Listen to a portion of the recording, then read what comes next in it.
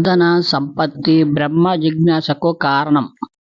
శాంతుడు దాంతుడు ఉపరతుడు తితీక్షుడు సమాహితుడైన వాడే తనలో పరమాత్మ సాక్షాత్కారము చేసుకుంటాడు అనే వాక్యము వల్ల వివేక వైరాగ్యాదుల తర్వాతే బ్రహ్మ జిజ్ఞాస కలుగుతుందని తెలుస్తుంది.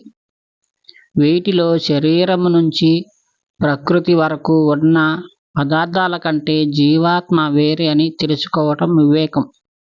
వివేకము వల్ల ఐహిక ముస్మిక విషయాల్లో తృష్ణని వదిలేయటం, పదార్థాల పట్ల అనాసక్తి, వైరాగ్యము పరిపాకము చెందినప్పుడు కలిగే శమము దమము ఉపరతి తితీక్ష శ్రద్ధ సమాధానం, ఈ 6 శమదమాది సంపత్తి.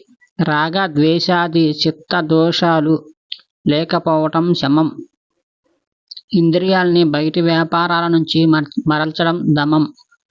కూడని కామ్యకర్మల త్యాగం ఉపరతి. చితృష్ణాది ద్వంద్వాల్ని సహించడం తితీక్ష.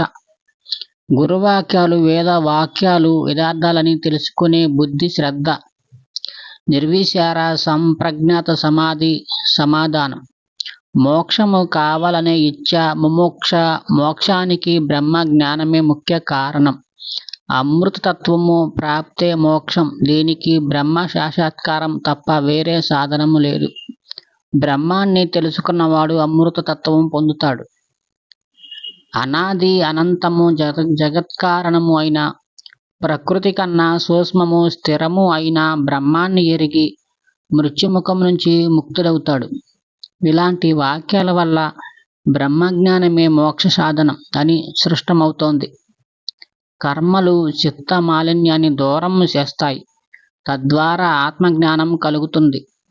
ఆత్మజ్ఞానము మోక్షానికి ముఖ్య కారణం. తెలుసుకోవాలనే కోరిక జ్ఞానము మనోవృత్తి కాదు. మనోవృత్తికి బ్రహ్మము విషయము కాదు. బ్రహ్మము మనసుతో తెలియాల్సింది కాదు. మనసు కేవలం సాధనం. జ్యోతిష్యులకు జ్యోతి శుభ్రం నిష్కలం నిర్మలం అయిన బ్రహ్మాన్ని ఆత్మజ్ఞానులే అనుభవిస్తారు. ప్రత్యేగాత్మను దర్శించటానికి వైదిక కర్మల్ని నిష్కామముగా ఆచరించాలి. దాంతో చిత్తము విశుద్ధము అవుతుంది. రాజస తామస మలిన వృత్తుల నుంచి చిత్తము విడివడి శుద్ధ సాత్విక వృత్తులతో ఉంటుంది. తర్వాత వైరాగ్యాదుల వల్ల సంప్రజ్ఞాత అసంప్రజ్ఞాత సమాధుల్ని సంపాదించి మానవుడు ప్రత్యేగాత్మను తెలుసుకుంటాడు. ఆ పైన బ్రహ్మానుభవము కలుగుతుంది. బ్రహ్మ సాక్షాత్కారము కలగగానే హృదయ గ్రంథులు విడివడతాయి. సంశయాలు నశిస్తాయి. కర్మలు క్షయిస్తాయి. కనుక బ్రహ్మ జ్ఞానానికి మోక్షము ప్రయోజనము. దానికి బ్రహ్మ జిజ్ఞాస కావాలి. ఇక బ్రహ్మ లక్షణాలు ఏవి? ఎవరి వల్ల ఈ భూత జాతాలు ఉత్పన్నం అవుతున్నాయో, ఎవరి వల్ల అవి జీవిస్తున్నాయో, చివరికి ఎందులో ప్రవేశిస్తున్నాయో అదే బ్రహ్మమని తెలుసుకో. కాబట్టి బ్రహ్మము జగజ్జన్మాదులకు కారణం. బ్రహ్మము చేతన పదార్థము కనుక నిమిత్త కారణం. చేతనం ఉపాదానం కారణము కానేరదు. ఒకవేళ ఉపాదానము అయితే పరిణామానికి లోను కావాల్సి వస్తుంది. కార్యరూపంలో పరిణమించేదే ఉపాదాన కారణం. బ్రహ్మము జగత్తుగా పరిణమించదు. బ్రహ్మము నిత్యము, ఏ పరిణామము లేనిది. పరిణామం ఉందని ఒప్పుకుంటే బ్రహ్మ స్వరూపానికి హాని కలుగుతుంది. కాబట్టి బ్రహ్మము నిమిత్త కారణం. జగత్తుకి బ్రహ్మానికి సారూప్యము లేదు. కొండకు మట్టి, నగలకు బంగారం ఉపాదాన కారణాలు. బ్రహ్మము ఉపాదానము అయితే జగత్తు పోలికలు అయి ఉండాలి. అలా లేవు కదా. బ్రహ్మము శుద్ధ చైతన్యము, జగత్తు అచేతనము, జడము కనుక బ్రహ్మము నిమిత్త కారణమే. కొమ్మరి నిమిత్త కారణం. అతడి లక్షణాలు కొండలో ఉండవు. కంసాలి పోలికలు నగలలో కానరావు.